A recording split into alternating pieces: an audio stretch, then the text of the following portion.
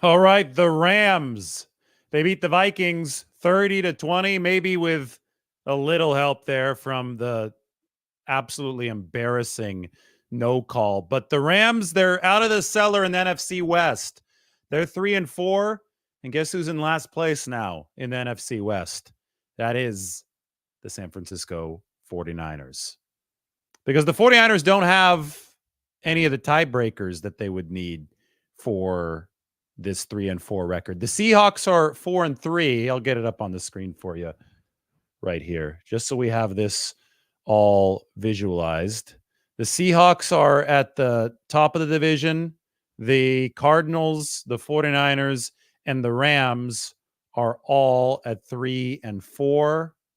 And because Arizona beat the 49ers and because the Rams beat the 49ers in head-to-head, San Francisco is in last place. The Rams, I'll say this. The Rams are absolutely contenders when they've got Puka Nacua and Cooper Kupp. I think we saw that today. I think we also saw good old-fashioned exhausted defenses on Thursday Night Football today. But my goodness, I don't understand how in this league where there's such an emphasis on protecting the quarterback and you've got guys, flagged for personal fouls where the quarterback is barely touched with a pinky of a defensive lineman if he's barely touched in the helmet. I don't understand how at the very pivotal moment of the game, make or break moment, a blatant face mask goes uncalled. It really doesn't make any sense to me. You have to not be watching the play if you're an official because all eyes should be on the point of attack there, which is Byron Young trying to sack Sam Darnold in the end zone because that could be a safety, which it was a safety. But because of that, that's the focal point of the play. And then the focal point of all these officials' directives, the league trying to look at certain things, they're trying to protect quarterbacks. So they're saying absolutely no contact to a quarterback's head. Well, the quarterback got his helmet yanked to the side at the very focal point of the play, and somehow it wasn't called. I mean, that was just absurd to me. And I know that we have missed calls every week, and I know 49ers fans weren't happy with some purported missed calls against Kansas City, offensive holding this past weekend. I mean, that's stuff that we've discussed for years and years and years. But this was an actual focus point. Contact to the quarterback's head, face mask penalty, personal foul. Could have changed the game. I don't know if it would have changed the game, but, I mean, we just got to call a spade, and that was really, really bad. But anyway, the 49ers are in last place now in the NFC West after the Rams did finish off the Vikings. Minnesota's been hot to start this season. They were hot to start this game. Both offenses were. The Rams and the Vikings both scored touchdowns on their first two drives. Then the defenses dug in a bit, but by the end of the game, we saw some more offensive fireworks. However, more from Matthew Stafford and company. And he got Puka Nacua back. It seems that Cooper Kupp is playing his way back into form as well. With both of those receivers healthy, the Rams are going to be dangerous. And the 49ers have their work cut out for them. It hadn't been a great division. But the NFC North was the best division, still is the best division if you look at point differential and all the records at the top of that division. And that's where the Vikings came from. So theoretically, that was the best division in the NFC versus the worst division in the NFC. And one of the teams from the worst division in the NFC beat one of the better teams from the best division in the NFC. My point is that this is the National Football League. There's a whole lot of parity, and I don't think that we're going to fully know who's the best team in this league until it's all said and done at the end of this marathon of a journey. It is still only week 8 right now. And you know what? The Vikings lost Christian Darrisaw today. So we're going to get an update on that's their Trent Williams. That's their star left tackle. And I've got a team tier chart here for you so we could visualize what this all looked like before this game. So offense X-axis, defense Y-axis. Here's Minnesota. They're playing really good defense entering this game. And then we saw the old Thursday night special where Matthew Stafford just lit him up. On Thursday nights, defenses are generally a little bit more tired. I think we typically see more offense. But Minnesota had only been slightly above average offensively, and they just lost one of their best players in Christian Darrisaw. So I think it's not crazy to say that Minnesota, if Darrisaw is out for an extended period of time, might regress even further to just an average offensive team. And if teams start to figure out that defense, and it really seemed that Sean McVay and Matthew Stafford ain't answers for Brian Flores today, that Minnesota defense can come down to earth. As it stands, Minnesota's, again, one of the best teams in the NFC, and they're already in a similar tier efficiency-wise as the 49ers, the Packers, even the Bears. The Bears have been playing really good defense. The offense has been average, but it's been getting better. So there's no real separation here from anybody on this chart, except for maybe the Lions, who, it was week 1, but they got taken to overtime by the Rams. That was, back when the Rams were really leaking oil early in the season. The point is that we just don't know. And it's how teams turn on the Jets down the stretch that's going to determine what this ends up looking like by the end of the season. Turn up the Jets, by the way. Pun intended, the New York Jets. They need to turn up the Jets. I think I saw that the next Thursday night matchup is going to be the New York Jets against Houston. So that could be fun. But everybody's a contender unless you are the Carolina Panthers down here, the Raiders or the Browns over here, or the Dolphins minus Tua Tagovailoa. The Patriots, too. They're not contenders. I would also rule out the Titans. Probably rule out the Giants, but it's funny because then we're getting into Cowboys territory. They're over here. People are calling the Cowboys contenders just because they're 3-3 and because they're the Cowboys, but they've been pretty damn bad so far this year.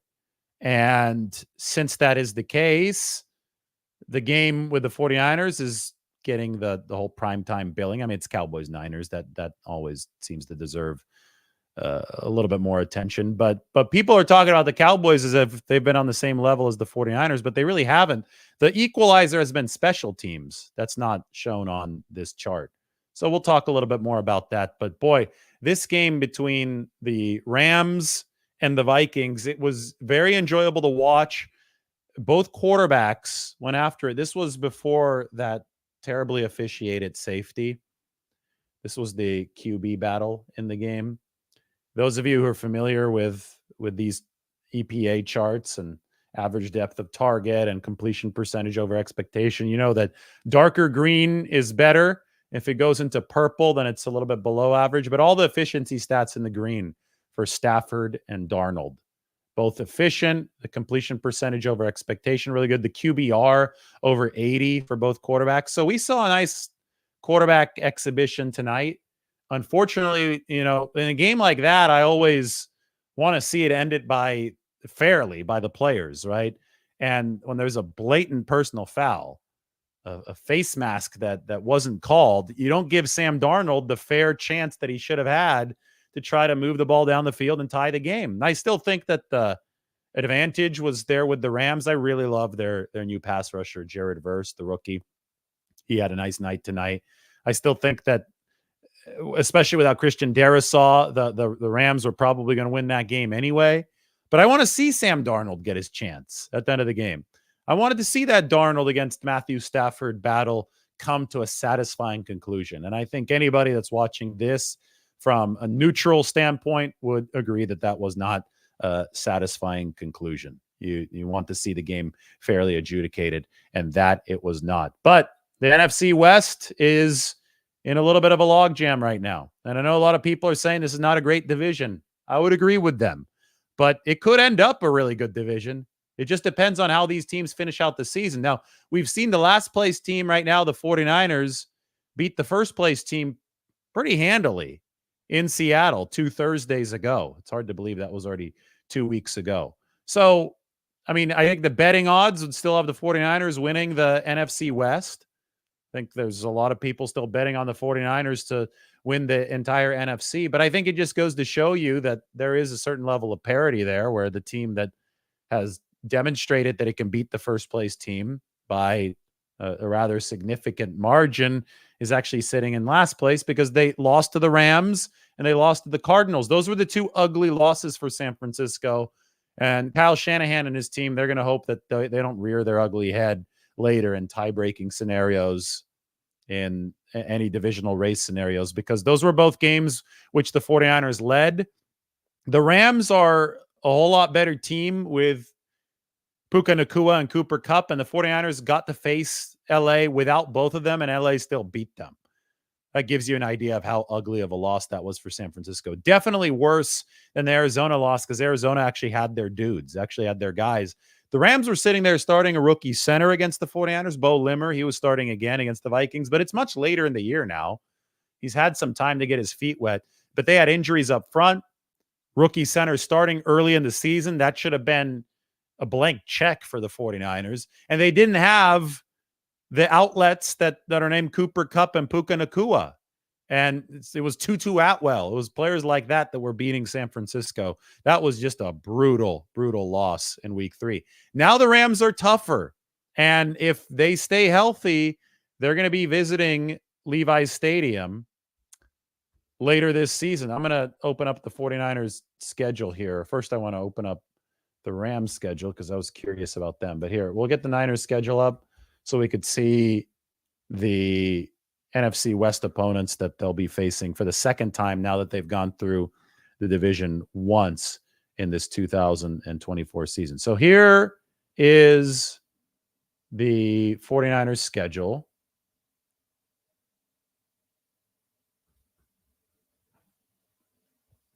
Can make this a little bit bigger. Obviously started with the Jets, then they went to the Vikings. They were only able to put up 17 on the Vikings. The Rams put up 28 and then 30 with the safety today. So much more impressive offensive showing. McVay and Matthew Stafford against Brian Flores, then Shanahan and Brock Purdy against Brian Flores, albeit that was on the road and it was back in week 2. So offenses have had a little bit more time to get going now. Then came the really bad loss to the Rams, a rebound win against the Patriots, a really bad loss against the Arizona Cardinals, the 12-point win over the Seattle Seahawks, impressive as hell for the 49ers, and then the loss to the Chiefs. So now San Francisco plays the Cowboys. Just talked about them. They can be 4-4, and they could be right up there with the division pack, and maybe even in first place with a win, because it's possible that the Seattle Seahawks and the Arizona Cardinals both lose this weekend. But we go back to this. That's all dependent on the Cowboys game this weekend. Then the 49ers can lick their wounds over the bye week, and then it's going to be a frenetic second half stretch for San Francisco. First at Tampa Bay. And, we can go back to the team tier list right here. See where the Buccaneers are? They're in the same tier as the 49ers. I know that they're down Chris Godwin now. I know that they're down Mike Evans. He also won't be available when the 49ers head to Florida. But Tampa Bay, still a formidable opponent, especially on the road. Then it's going to be a trip for the 49ers then they come back home to face the Seattle Seahawks. That game is looming very large on November 17th for divisional purposes. Then they head to Green Bay and to Buffalo. It's going to be a really, really tough back-to-back stretch for the 49ers. First against the Packers, who are right here in their tier, and then against Buffalo, who's way out here. Buffalo, arguably the best team in the National Football League. So that's going to be going to be a brutal November moving into December 1st, but a chance for the 49ers to prove their mettle. All of a sudden, that Chicago Bears game, not looking like a gimme for San Francisco. Caleb Williams will come to town on December 8th. And the Bears, just for reference here, really good defense. Montez Sweat and the Bears playing really good defense. And if Caleb Williams gets any better, they can move over into the right direction on here. And they could even theoretically be a tier ahead of the 49ers if San Francisco doesn't improve some of its play. Following that, the Rams, they come to Levi's on December 12th, and that's a Thursday night game. So it's going to be a quick turnaround from a physical, strong Bears defense to the Chicago Bears, another really good defense coming to Levi's Stadium on Thursday night. Maybe a break for the 49ers in that regard, because as we saw in the game tonight with the numbers, the quarterback numbers, these Thursday night games can really, really favor the offense with a tired defense. Maybe once we do get to December, the 49ers will be talking about the fact that they're happy to play the Bears or they're happy to play the Rams on that short week after that Bears game against the very formidable Chicago defense. Then comes the trip to Miami, which obviously lines up as potentially an easier game for the 49ers, but Tua's going to be coming back. So who knows how the Dolphins are going to be playing at that point. It still is a long way away. That's 2 months away. Sunday, December 22nd against Mike McDaniel and the Dolphins. Finally, then you start to get to the grand finale, the final boss stage here, and that's the Detroit Lions on December 30th coming to Levi's Stadium. And the Lions are out there with the Bills. So out of the two teams that are true outliers in the upper right, the Bills and the Lions, the 49ers have to play both of them in December. The Rams, by the way, they're down here, but I think the Rams with Nacua and Kupp are a much better team than the one down here, and their defense seems to be growing as well. Guys like Jared Verse, some younger players splashing onto the scene for the Rams. So maybe this rises up for the Rams. I think it definitely moves further to the right. They probably still end up being significantly less efficient than the 49ers. But remember, they equalized things in LA at SoFi with the fake punt. And special teams has been such a thorn in the 49ers side. That's what they have to worry about this week against the Cowboys. They may be here and the Cowboys may be here, but the Cowboys have the number one special teams in the league, and the 49ers have the second worst special teams in the league. That can erase so many offensive and defensive advantages, and you have to remember that this XY chart is only accounting for offense and defense. Finally, the Arizona Cardinals, the final week of the season. You know, oftentimes stuff is decided by that week 18. Last year it was for the 49ers. Sam Darnold himself started against the Rams. This year it might not be on January 4th when the 49ers head to the desert. So I would say that the Rams are contenders with Nacua and Kupp, and the 49ers have their work cut out for them. But I think that based on what I just showed you with that schedule, I mean, the fun part of this season is still ahead of not just the 49ers, but the rest of the NFC West. We're going to see the grudge matches now after all the teams played each other over the course of the first half of the season. There's going to be a whole lot more on the line. The calendar is going to turn from October to November, and we're going to see who these teams are truly about. Today in the 49ers locker room, I had a chance to talk to Jacob Cowing, a little interview with Jacob Cowing. Why don't we play that right now and hear from the 49ers rookie wide receiver. Jacob Cowing here. It was a really interesting game on Sunday, I thought, for the receivers. Obviously not for a good reason because guys went down, but you and Ricky both had to slide into bigger roles than you expected. How difficult was that just on the fly? I think in that moment, throughout training camp, even through OTAs and stuff like that, the first thing that they told us as rookies coming in is to always be ready when your opportunity, your number's called. So I think just leading up until when I first got here, up until that moment, I was just training myself to get ready when my number's called and to not shy away and to also just continue to go out there and to just play the game that I've been playing ever since 8 years old. So just not try to think too much about it and just go out there and have some fun. My favorite stat about you was coming out of the combine, you were the fastest in the first 5 yards of the 40 of any receiver this past year. You hit something like 17, 18 miles per hour, I think. That was right on display on that little tunnel screen, that first catch. Is that the type of play that you really like to run just to showcase that burst off the line?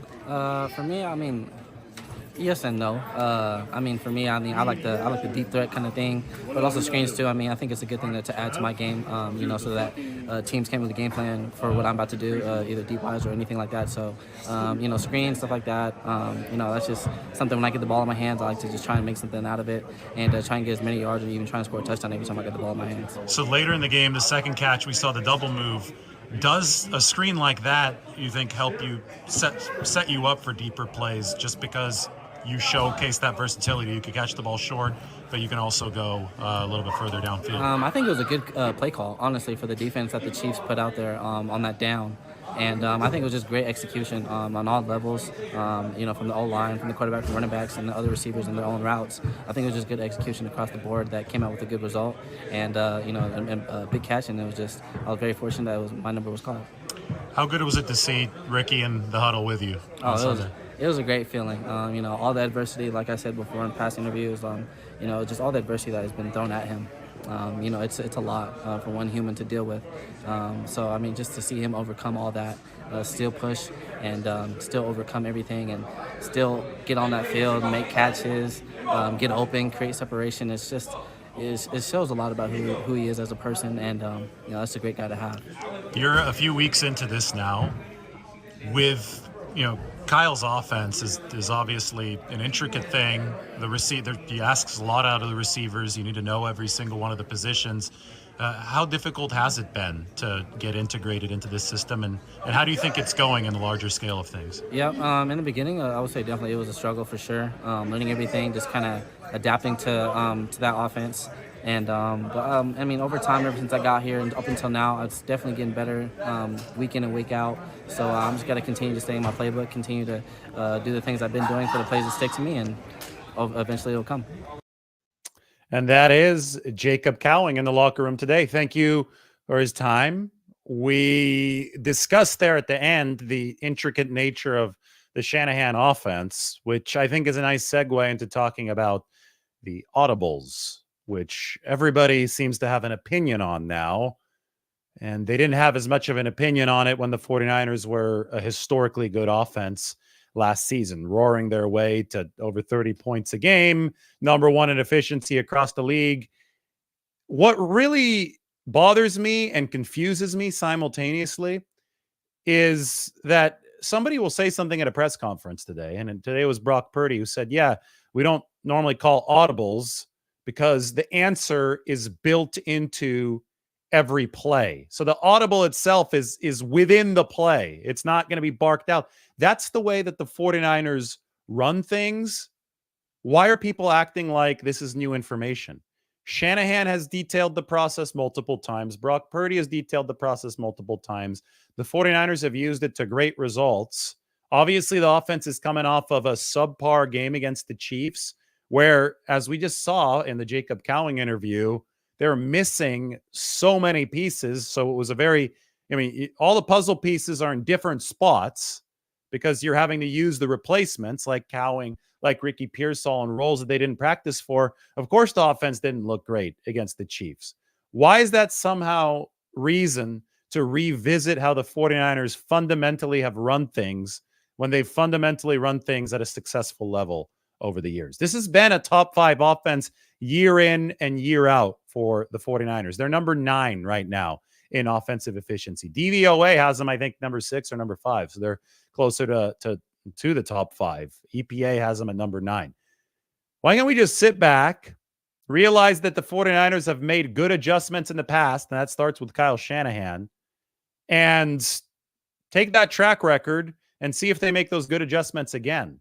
They're not going to change the way that they fundamentally run offense. This is a center protection-driven unit. That means when they line up at the line of scrimmage, the center is the one that's has the cerebral responsibility of identifying the safety rotations, of setting the protection. Which way is that protection going to slide? The quarterback, meanwhile, is there to execute the play call that comes in from Kyle Shanahan. The quarterback already has a ton on his plate when he gets up to the line of scrimmage. He has to recognize what coverage the defense is. He's going to have to know where all of his guys are coming from. Of course, he also needs to realize where his protection is going to slide to so he knows where the pressure might come from. And then he has to make a decision in a split second as to where the football is going to go, and he has to make a good throw. Kyle Shanahan's philosophy, and this is throughout his entire tenure as the 49ers play caller, and this goes back to his time in Atlanta and then Cleveland before that, he wants to take as much of the extraneous stuff off the quarterback's plate as possible so the quarterback can focus on the actual job of delivering the football downfield, because that's hard enough as it is. So a lot of the pre-snap stuff, that's why the center, it's a center protection-driven offense. That's why the center handles that. And that's why the play call has these built-in answers. So I said the audible is built into every play. The answer is also built into every play. And that's just the way that the 49ers operate. Now, are there potential shortcomings to this approach? Are there potential weaknesses that other defensive coordinators can exploit? Yes. And I think that some of the 49ers protection rules have been used against them with increasing regularity, especially against really good defensive coordinators like Brian Flores. We saw his team lose tonight to the Rams, and like somebody like Steve Spagnuolo of the Chiefs. Now, it's really interesting because obviously McVay and Shanahan come from a similar tree. McVay used to work for Shanahan in Washington. As seasons evolve, different ways of attacking different defenses and vice versa will also evolve. So if the 49ers and the Vikings meet again in the postseason, Kyle Shanahan's definitely going to take a look at what the Rams did tonight against the Vikings so he can adjust his game plan and adjust the way that he's trying to attack Minnesota based on the fact that they flummoxed the 49ers back in that week 2 matchup on the road. But that like hits at the point of what's really important here. It's not about audibling or the lack of ability to audible. It's about the answers that are built into every play. And those answers will become stronger or weaker depending on how well Kyle Shanahan prepares for each game. Kyle Shanahan has a very good track record of turning the 49ers around and attaining maximum efficiency down the stretch of the season, typically starting around the 1st of November. This game against the Cowboys is going to come in late October, not quite turning the calendar into November, but the 49ers would very much like to be in November mode when this football game starts. So if the answers are reliant on the play call, if Shanahan has to make sure that the answers to overloaded pass rush on one side or, whatever the defense throws at the 49ers, if that has to be answered with the play call, if that optionality has to be given to Brock Purdy rather than communicated from Brock Purdy to the offense via audible, that means that Shanahan's adjustments have to be on point. That means that the onus here is on Kyle Shanahan. The responsibility when the 49ers aren't playing great is on Kyle Shanahan because a lot of this is a schematic issue, but also the credit can go to Kyle Shanahan when he does adjust properly. So Brad Graham and I talked about it last night. There was the play where there was the overloaded blitz from the right side and Brock Purdy threw left, but the free rushers, 2 of them were coming at Brock Purdy so fast that it seemed unreasonable to expect Purdy would be able to make an accurate throw to Brandon Ayuk. Obviously, he didn't make an accurate throw. It was incomplete, and I don't know if that was 3rd down, but it obviously was not an efficient play for the 49ers. I wondered if there could be a better answer on the right side because typically when there's pressure coming, unblocked pressure coming, you would like to throw to the side from which the pressure is coming because that pressure might be vacating part of the field to create yards after the catch. And right now the 49ers rank last in YAC.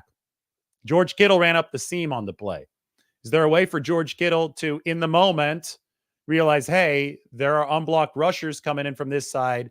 Let me sit down on my route. Maybe I'll be in a spot where I can pick up some YAC. I think those are the types of adjustments that Kyle Shanahan has typically been able to make around this time of the year in 2021, in 2022, and 2023, the past 3 seasons when the 49ers have turned around struggles at this time in October to turn things around in November. So I think Shanahan has earned the benefit of the doubt. I'm going to wait and see what the 49ers actually do to adjust. I can tell you, and I wrote about this in the San Francisco Standard. We'll get it open right now. This was just yesterday. The Cowboys and get well medicine for the 49ers. You guys should all sign up for the San Francisco Standard and read this stuff. It's free for you. You can see the nice layout here. We've got all the stats. I made a little stat table with special teams there. And you can see all the other articles too at the very bottom of the screen. But anyway, link of this is going to be in the description. I'm going to send it over to Mike right now so you can go check it out. This look at the 49ers Cowboys game frames it within the context of how the 49ers turned their season around against the Rams of all teams. We're talking about the Rams beating the Vikings right now. Well, the Rams of old in 2021 and 2022 during the regular season, that was the 49ers get well medicine. Coming off of losses was, ugly losses too. But when they needed to turn things around, a game against the Rams usually did it for San Francisco. Even in 2020, they beat the Rams, by the way. I remember at an empty Levi Stadium. But the way that San Francisco did it in 2021 especially was really interesting to me. That year they were struggling with an offensive line that wasn't very good, and they had also lost Mike McGlinchey, the right tackle. So they needed to get rid of the ball quicker because the Rams, remember, they had picked up Von Miller that year. They still had Aaron Donald. They had Leonard Floyd. It was a really, really good Rams defense. And the 49ers did not have the pass protection to hang in there for multiple seconds against that Rams defensive front. So they moved to an ultra quick release attack against the Rams. It was Jimmy Garoppolo's snap into the shotgun. They were shotgun, I think 94% of the snaps in that Monday night game was week 10 of 2021. Shotgun, quick release. Shotgun, quick release. They were not trying to hold on to the ball, push it far downfield. They needed to get rid of it before Aaron Donald and Von Miller would break open the game. And it worked. Garoppolo was very efficient. The running game churned out yardage and most of all just kept the 49ers ahead of schedule. I mean, that was one of those bruising rushing attacks. They ran straight at the Rams and they threw straight at the Rams and they threw quickly. There were no ifs, ands, or buts about it. It was snap and release from Jimmy Garoppolo. The 49ers won 31-10. I look at this season's 49ers and I see that Brock Purdy and this offense is last in the league in yards after the catch, first in air yards. And Brock Purdy has thrown between 10 and 19 yards, the intermediate part of the field, more than he ever has in his career, more than 2022, more than 2023. So he's not throwing short. In fact, the 49ers only have one explosive play this season on a completion behind the line of scrimmage. Over the past 3 years before this, the 49ers had 70 such plays. So from 70 over a number of seasons, but averaging a lot per season, that was number 3 in the NFL, by the way. From that number of 70 to only 1 this season. The 49ers are not using that same short passing game that earned them that huge win against the Rams in 2021 to turn around the season. Are the situations the same? No. The situations are different. Purdy's a different quarterback than Garoppolo. The 49ers aren't playing the Rams this weekend. They're playing a much worse Cowboys team. Remember, the 2021 Rams ended up winning the Super Bowl. But I think some of the principles can still be applied now. I think that the 49ers, because of the way that defenses are playing them without Christian McCaffrey, dropping extra guys into coverage, playing top down, trying to stop yards after the catch. I think the 49ers have made course corrections. They've made course adjustments, but I think the pendulum has swung too far in the other direction. You can't go from number 1 to number 32 in yak. Maybe you could go from 1 to number 16, number 1 to number 18, number 1 to number 10. That makes a little bit more sense. You can't go from number 1 to number 32. You're letting defenses dictate way too many of the terms if that's the case, just because you don't have Christian McCaffrey. Jordan Mason needs to catch more footballs out of the backfield this week. I think that's really important for the 49ers. Or other receivers have to step in to that short passing game. Maybe you line Deebo Samuel up in the backfield and have him catch footballs coming from that running back alignment if you don't trust Jordan Mason to do it. All of that is better than what the 49ers have been struggling with, which is more of a boom or bust offense that's throwing the ball downfield a ton. Again, Purdy leads the league in air yards. But what Shanahan hasn't schemed well enough are the answers to the exotic, aggressive pressures that are just overwhelming the 49ers front. Jake Brendel's not playing particularly poorly at center.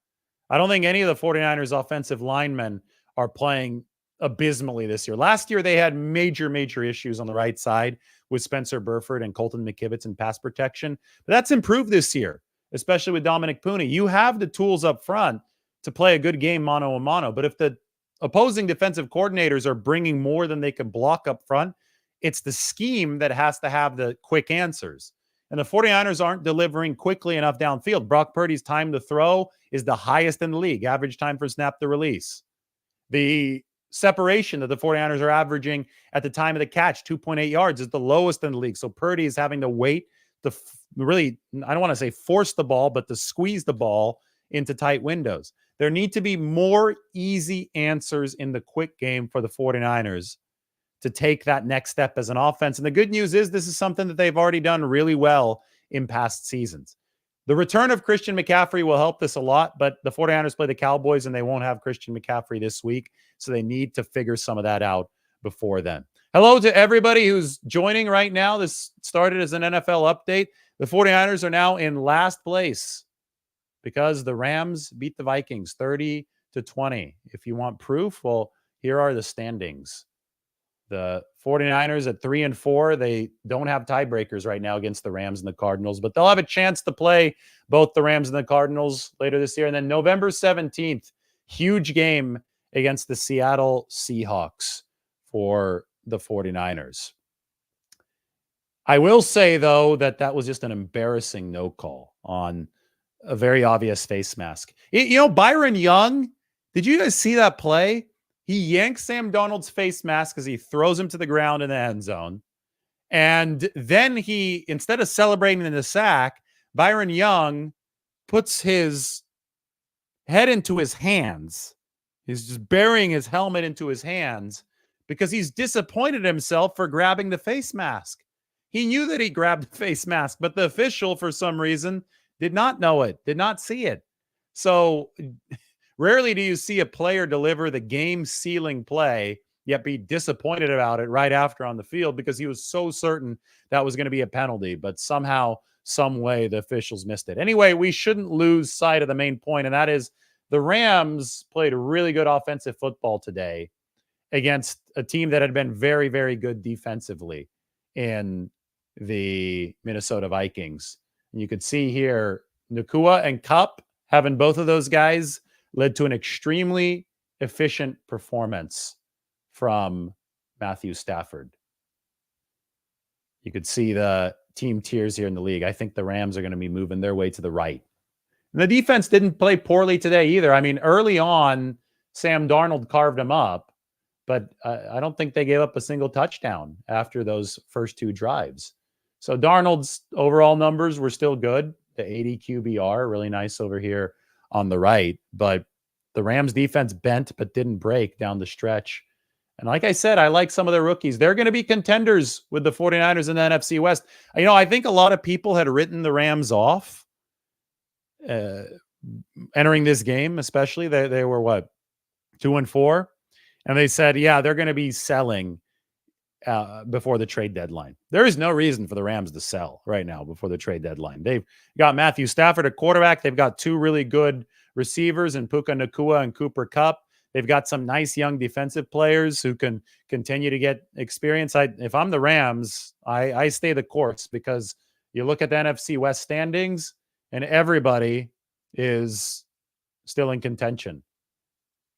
So the 49ers now have to also worry about LA, and they probably should have already been worrying about LA, considering that the shorthanded Rams beat them in week 3 at SoFi Stadium. I actually think it's most likely that it's the 49ers and the Rams that are neck and neck once this season hits the final couple games. I think these are the two teams with the best quarterbacks in the division, Brock Purdy and Matthew Stafford. I think those two QBs are significantly better than Geno Smith and Kyler Murray. And I think because of that, even though the Rams might not have the same type of personnel across the whole roster as the 49ers, I think they can give them a good challenge. I think we've already seen the 49ers Seahawks movie so many times. Purdy is so far superior to Geno Smith that it's going to be hard for Seattle to keep up with the 49ers. Now, Arizona's interesting because Murray can deliver a big zone read touchdown like he did against San Francisco. It could give Arizona a nice 7-point cushion there. And then, a lot of things went right for the Cardinals. Jordan Mason had to fumble that football, and they snuck out a win against the 49ers. I just think there's higher upside with somebody like Kyler Murray than Geno Smith. So you have to be wary of the Cardinals, but I do think that the 49ers are definitely still a cut above. So I wouldn't be surprised if it's the Rams in San Francisco that are the 1-2 teams in this division, obviously with the 49ers as the favorite moving forward. Still a very, very crowded field in the NFC West. Maybe I answer a few questions. We're about 40 minutes in. Then I want to go get some food.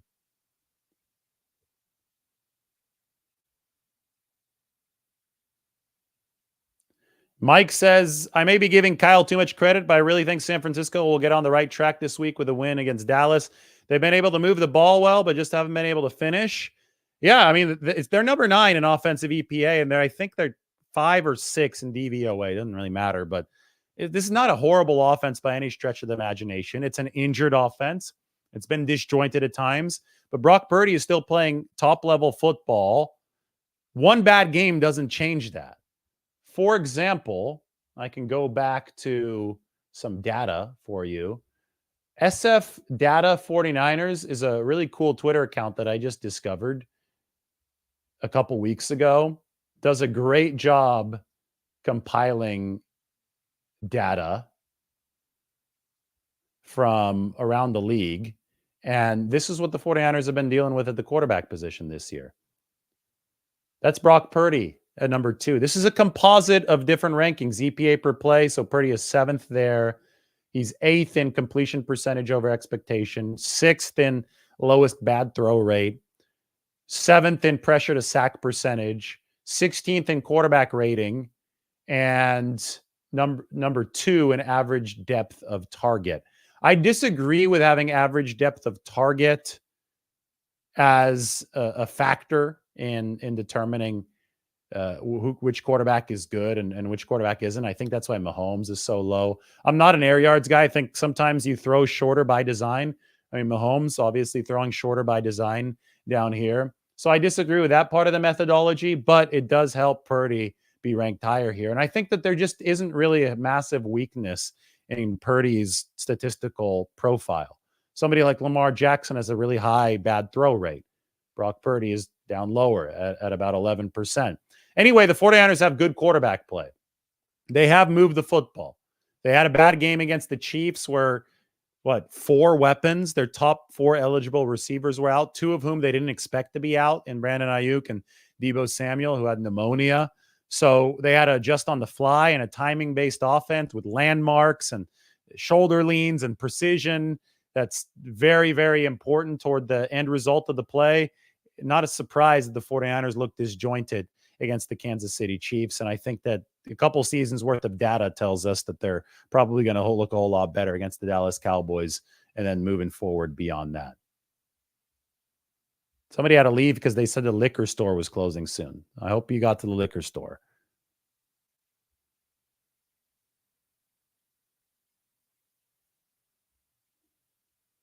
Daniel says he's been saying that a defensive tackle is more needed than a wide receiver or possibly an edge depth piece. I would agree. I think defensive tackle might be the biggest need right now on this team, especially relative to what you can realistically acquire. Let's wait to see what the timing looks like with Ricky Pearsall and Jacob Cowing, who I just showed you that one-on-one interview with. Let's wait to see what the timing looks like when they have a full week of practice at the specific receiver spots of the game plan. Because I don't, they might get receiving help, but it might not be a big splash. They might just want some dependable depth in there. Kendrick Bourne comes to mind. Where I think that they've definitely been a little deficient is against the run on the interior of the defensive line. They're number 26 right now against the run in EPA per play. Pearsall and Cowing need to step up now, yes. And I think the 49ers expect that they will. I think that they think they've got the rookies made of the right stuff. Greg asks, any update on Deebo Samuel and Jawan Jennings? Jawan Jennings, I would say he's going to be either listed as doubtful or out tomorrow. He hasn't practiced yet this week with the hips. That's bad news. Good news is that Deebo's back at practice and looking good.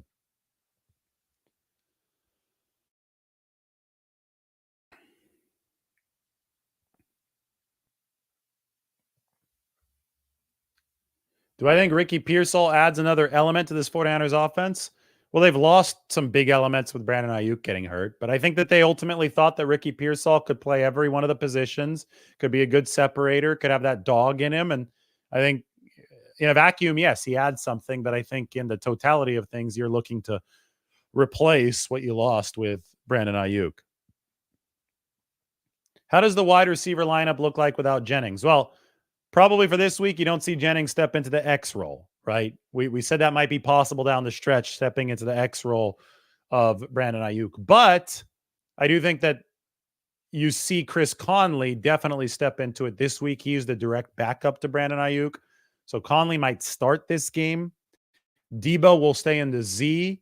And then it's going to be really interesting to see what they do at the F. Is that a Cowing spot? Is that, obviously Ronnie Bell got more snaps than Jacob Cowing last game, but I think that's going to trend toward Cowing. Where does Pearsall plug in? I almost think that Pearsall might plug in as the fourth wide receiver who can go into any of those roles. And if he catches fire in any of those roles, you can keep him there. I don't think he starts at the X, not in his second career game. I think that's why you have Conley. It's a higher floor guy for that X receiver spot. And then you have Ricky Pearsall, and you drafted him in the first round because you believe he can be amorphous. He can line up at any one of those spots, and you can figure it out from there. Hit that like button. Even though the man, 8959, was late, he hit that like button as soon as he walked in. And also, go to the description, check out the San Francisco Standard, sign up for it. We've got a very detailed 49ers article on how they're going to face off against the Dallas Cowboys. All right, 46 minutes. I think that's a good time to finish this off. The 49ers were founded in 1946. They played at Kezar Stadium back in the day. Time for me to go get some dinner. It's been great. Everybody, take care.